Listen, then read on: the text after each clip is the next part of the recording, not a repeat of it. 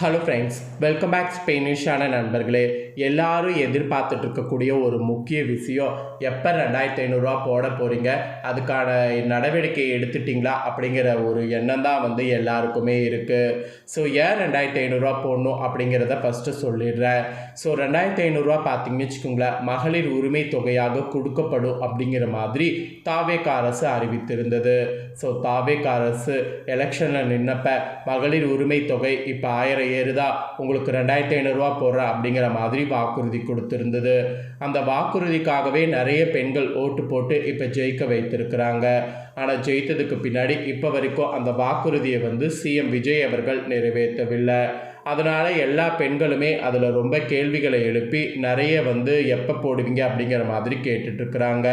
So அதுக்கு ஒவ்வொரு நாளும் ஒவ்வொரு விதமாக பதில் வெளியாயின வந்தமே இருந்தது.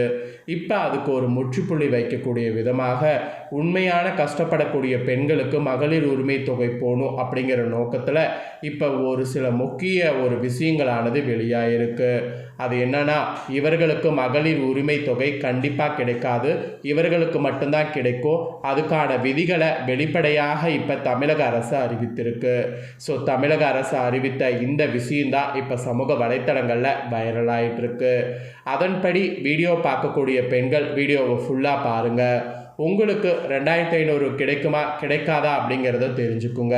ஏன்னா சில விதிகள் இப்போ தமிழக அரசு விடுத்திருக்குல்ல, இந்த விதிகளுக்கு உட்பட்டு நீங்கள் இருந்தீங்கன்னா 2500 கிடைக்கும். இந்த விதிகளுக்கு அப்பால் நீங்கள் இருந்தீங்கன்னா 2500 கிடைக்காது. ஸோ அதனால் உங்களுக்கு கிடைக்குமா கிடைக்காதா அப்படிங்கிற ரூல்ஸை இப்போ நான் உங்களுக்கு சொல்ல போகிறேன். ஸோ இந்த ரூல்ஸ் அண்ட் ரெகுலேஷனை தெரிஞ்சுக்குங்க. சரி வாங்க, என்ன தமிழக அரசு புதுசாக அறிவித்திருக்கு அப்படிங்கிற முக்கிய விஷயங்களை இப்போ இந்த வீடியோவில் பார்க்கலாம். தமிழகத்தில் மகளிர் உரிமை தொகை திட்டத்தின் கீழ் மாதந்தோறும் வழங்கப்படக்கூடிய உதவித்தொகையை எதிர்பார்த்திருந்த பலருக்கு தகுதி விதிகள் குறித்து இப்போ புதிய விளக்கமானது வெளியாகி இருக்கு.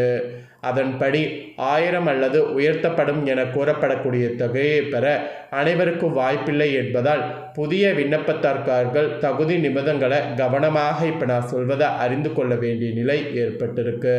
ஸோ வாங்க என்னங்கிறத பார்க்கலாம். அரசின் நடைமுறையில் உள்ள விதிகள் படி மத்திய அரசு மற்றும் மாநில அரசு ஊழியர்களாக இருக்கக்கூடிய மகளிர் உரிமை தொகை திட்டத்தின் கீழ் பயனாளிகளாக சேர முடியாது. அதாவது மத்திய அரசுலேயோ மாநில அரசுலேயோ ஊழியர்களாக வேலை செய்யக்கூடிய பெண்கள் யாராக இருந்தாலும் உங்களுக்கு ரேஷன் கார்டு இருந்தாலும் மகளிர் உரிமை தொகை திட்டத்தின் கீழ் பயனாளிகளாக சேர முடியாது. ஃபஸ்ட்டு கவர்மெண்ட் வேலையில் இருக்கிறவங்களுக்கும் சென்ட்ரல் கவர்மெண்ட் வேலையில் இருக்கக்கூடிய பெண்களுக்கு பணம் கிடைக்காது என்பது குறிப்பிடப்படுது. அதே போல் ஓய்வூதியம் பெறக்கூடிய அரசு பெண்களுக்கோ ஓய்வூதியர்களாக இருக்கக்கூடிய அரசு பெண்களுக்கோ இந்த திட்டத்தின் பலன் வழங்கப்படாது. அதாவது பென்ஷன் வாங்கக்கூடிய பெண்களுக்கோ 2500 ஏறாது. ஸோ இந்த மாதிரி பார்த்திங்கன்னு வச்சுக்கோங்களேன், சில கண்டிஷன் இப்போ கூறப்பட்டிருக்கு.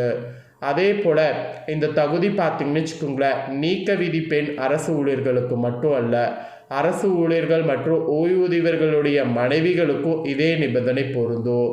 அதாவது அரசு பெண் ஊழியர்களுக்கு மட்டும் அல்ல, அரசு ஊழியர்களாக ஆண்கள் இருக்காங்கல்ல, அந்த மாதிரி இருக்கக்கூடிய ரேஷன் கார்டு பெண்களுக்குமே 2500 ஏறாது. அதே போல் ஓய்வூதியம் வாங்கக்கூடிய ஆண்கள் இருக்காங்களா, அவங்களுடைய மனைவிகளுக்கும் இதே நிபந்தனை பொருந்தும். எனவே அரசு ஊழியர்கள் குடும்பத்தை சேர்ந்த யாராக இருந்தாலும் இந்த திட்டத்தில் பயன்பெற முடியாது அப்படிங்கிறது தான் ஃபஸ்ட்டு இப்போ சொல்லப்பட்டிருக்கக்கூடிய விஷயமே. தற்போது புதிய விண்ணப்பங்கள் பரிசீலிக்கப்பட்டு வரக்கூடிய நிலையில் தகுதி விதிகள் எந்தவித தளர்வு வழங்கப்படும் என்ற தாள்கள் இல்லை என அதிகாரிகள் வட்டாரங்கள் தெரிவிக்கப்பட்டிருக்கு. இதனால் விண்ணப்பதாரர்கள் அரசின் அதிகாரப்பூர்வ தகுதி நிபந்தனைகளை சரிபார்த்த பிறகே விண்ணப்பிக்க வேண்டும். அப்படி விண்ணப்பித்தால் மட்டும்தான் பணம் உங்களுக்கு ஏறும், இல்லைன்னா பணம் ஏறாது. ஸோ ஆல்ரெடி இந்த மாதிரி பார்த்திங்கன்னு வச்சுக்கோங்களேன், பணம் வாங்கிட்டு இருக்கிறீங்களா 1000 ரூபாய், அவங்களுக்கும் இனிமேல் பணம் கட்டாகும் என்பது குறிப்பிடப்பட்டிருக்கு.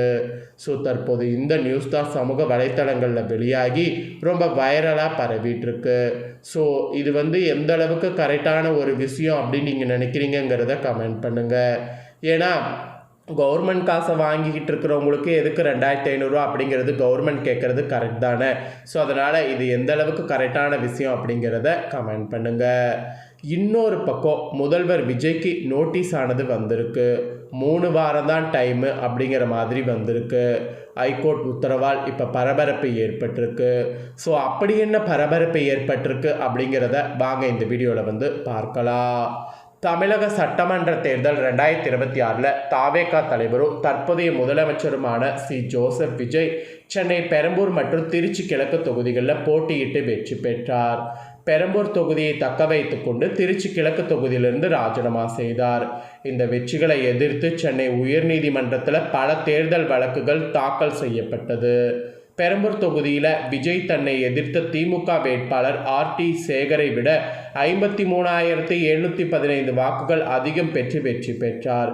இந்த வெற்றியை எதிர்த்து திமுக வேட்பாளர் ஆர்டி சேகர் வாக்காளர்கள் தினேஷ் மற்றும் TN லட்சுமி நரசிம்மன் ஆகிய மூவரும் தேர்தல் வழக்குகளை தாக்கல் செய்துள்ளனர். திருச்சி கிழக்கு தொகுதியில் கூட விஜய் 27,416 வாக்குகள் வித்தியாசத்தில் வெற்றி பெற்றதை எதிர்த்து திமுக வேட்பாளர் இனிகா இருதயராஜா தனி வழக்கு தொடர்ந்துள்ளார். மொத்தம் 4 வழக்குகள் விஜய்க்கு எதிராக உள்ளது. இந்த வழக்குகளில் முக்கிய குற்றச்சாட்டுகள் தேர்தல் ஊழல் நடைமுறைகள், வேட்புமனு உடன் தாக்கல் செய்யப்பட்ட உறுதிமொழி படிவங்களில் முக்கிய தொல்களை மறைத்தல் மற்றும் குழந்தைகளை பயன்படுத்தி பெரியவர்களை வாக்களிக்க வற்புறுத்தியதாக கூறப்படக்கூடிய குற்றச்சாட்டுகள் இந்த மாதிரி நிறைய இருக்கு. இந்த மனுக்கள் உள்ள குறைபாடுகளை நிவர்த்தி செய்த பிறகு சென்னை உயர்நீதிமன்றம் முதல்வர் விஜய்க்கு நோட்டீஸ் அனுப்பி 3 வாரங்களுக்குள் பதிலளிக்க உத்தரவிட்டிருக்கு.